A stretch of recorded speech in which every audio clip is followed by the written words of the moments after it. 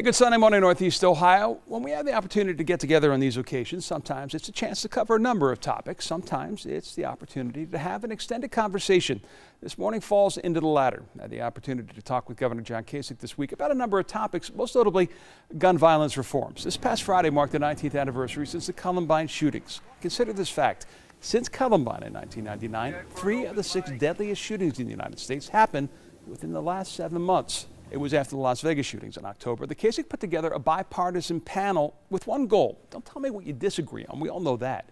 Give me a list of things you can agree on, things that legislatively might have a chance of passing. There were 6 items the diverse panel was able to unanimously agree on, and range from closing gaps in background checks to adding common sense protections to keep guns out of the hands of potentially dangerous people. If somebody's unstable and they can pose a threat to their family, to themselves, or to somebody else, you go to court, you make the case, and you can take their guns. This makes total common sense. You've said that you've signed every pro-Second Amendment bill that's come across your desk. What prompted the change now? Well, look, I mean, first of all, the concealed carry, where you have to have training, this is not where the problem has come from.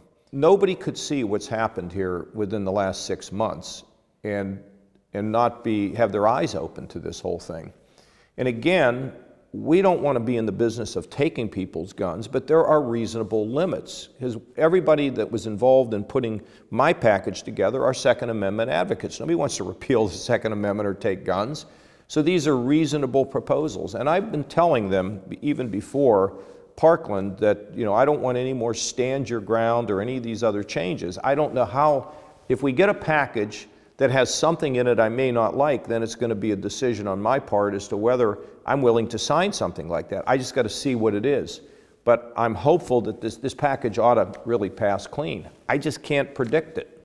I often say the gun violence reform talks are like a firework. They shoot up, they burn bright, catch everyone's attention for a short while, and then they fade away. What makes this approach different this time here in Ohio? My fear is you could be right. But I think that there are now enough motivated groups. There's a deep intensity on this, John, but I've argued all along that if it doesn't display itself, this will fade away again until there's another tragedy. I don't think you've done an interview in the last 18 months without being asked about 2020, and far be it from me to break that streak. Yeah. You were just in New Hampshire. Yeah. Safe to say, though, if you were to consider, you would go the primary process through New Hampshire and not run as an independent?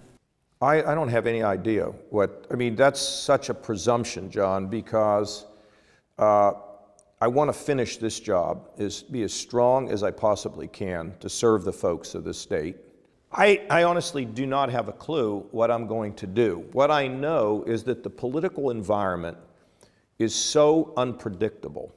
And what that means for me, I don't know. What I want to do is to continue to have a voice. So for example, I'm going to Texas this week, and I'm going to speak at a Barbara Bush literacy event. I'm going to go to Rice University and talk to students. What I talk about in terms of who are you? Are you somebody that can search the truth? Because, John, we are almost headed to a post-truth environment.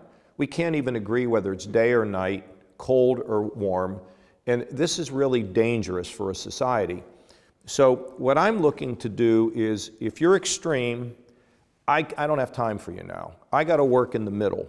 And I don't mean the mushy, comfortable middle. I mean people who do want to seek the truth, people who do want to be rational, and maybe we'll come back for the extremes at some further time. But this is about my country. This is about my culture.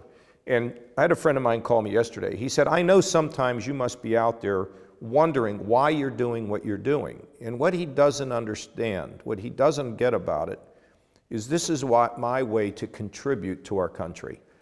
I can't tell you that it's going to lead to another run, or what it would look like. I have no idea. But I am a Republican. I don't think the Republican Party, I don't even recognize it anymore. It is not the party that I signed up for as a young man. And whether the party will straighten itself out or not, I certainly hope so, and I'm doing my job, but I just haven't thought beyond, I just don't know. With Democracy 2018, I'm John Kosich. Enjoy your Sunday.